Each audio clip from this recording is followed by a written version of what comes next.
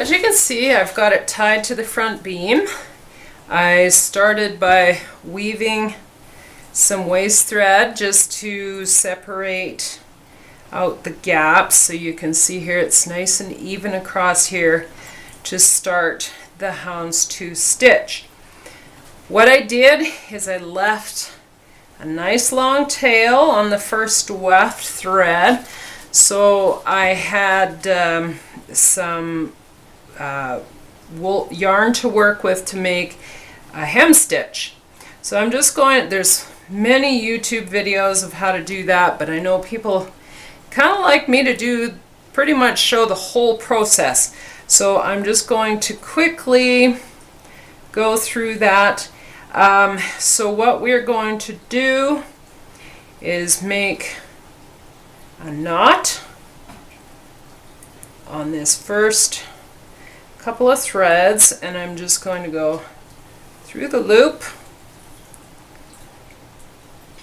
make a little knot. So going to go over, I like to go over 3 warp threads, so 1, 2, 3, and up 2. So since each color is going by 2s, it's going to be easier to decide where that is. So 1, 2, I've gone over 3, so I go up, through, okay, I'm going to back down through the hole that, or where I first went up, and then I will be below both threads, pull that through, and I go right up through the loop that's created. So usually the first part of starting this is the hardest part. Those threads. Back down through the hole that's created.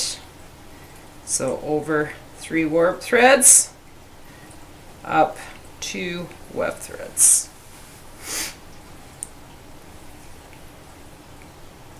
Back through here.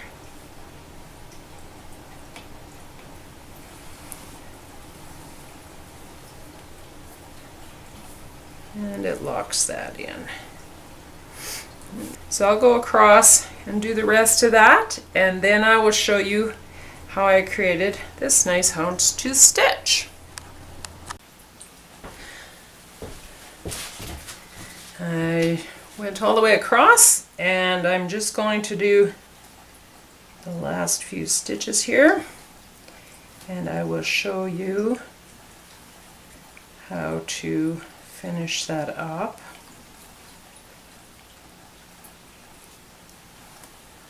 Once you get going, it's actually pretty fast.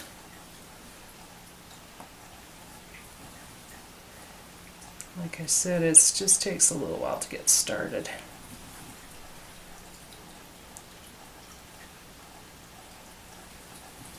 Okay, now I'm right at the end. I'll go down through the hole. Yep. And I'll go back through that loop. Make a little knot. And then I usually just make another little knot up in the stitching. Weaving. And I will trim that off.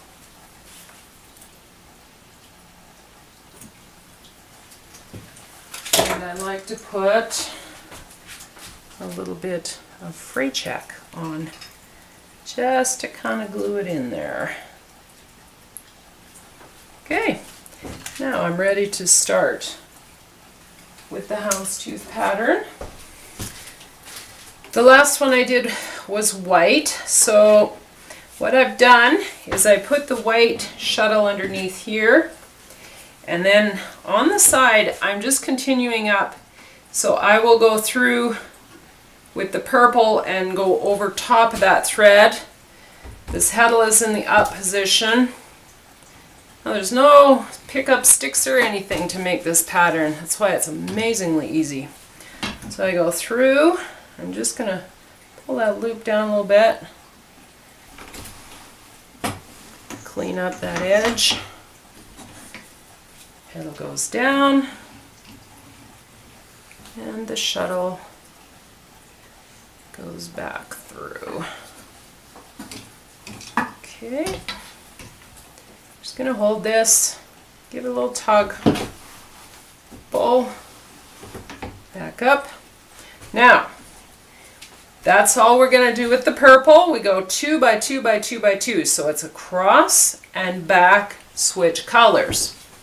So I will put the purple under the front, bring this one in behind, go over top of the purple, through the shed, heddle is up, hold this, there we go, just make a nice little tug. Now you don't want your tension too tight or too loose, or you're going to kind of lose your pattern. Alright, back through the shed with the heddle down. So I had a phone call there, but anyways, my white has gone through and back, beat, heddle goes in the up position. The white is now going to go front. I'm going to pull the purple back out through the back. Heddle's up. Okay. Through the shed. I love Houndstooth. It's so easy and kind of nice and fancy. Just hold that. There. Watch your tension so that you don't get things askew. Alright. You don't want it too loose or too tight. Make sure that you don't skip any threads.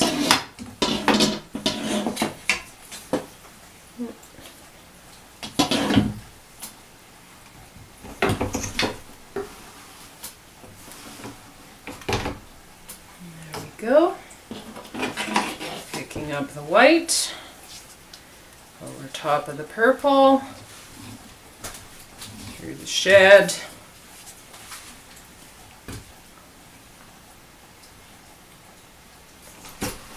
beat, down position,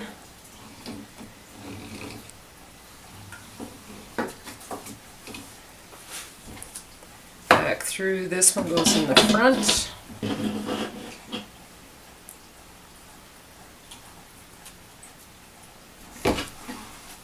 Beat. Now, to keep this pattern nice and to keep this from starting to draw in too much, I like to advance my warp quite frequently to keep from getting this drawing in too much. I can see it's just starting to do that, so I'm going to advance the warp. So I'll leave you with that right now. That's about all that I need to show you, really.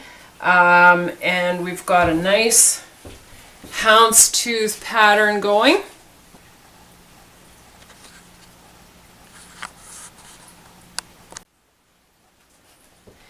I'm going to use this piece of weaving, and I'm going to make a poncho for a niece, and this will be my first poncho that I'm doing. So I've just used some dollar store yarn.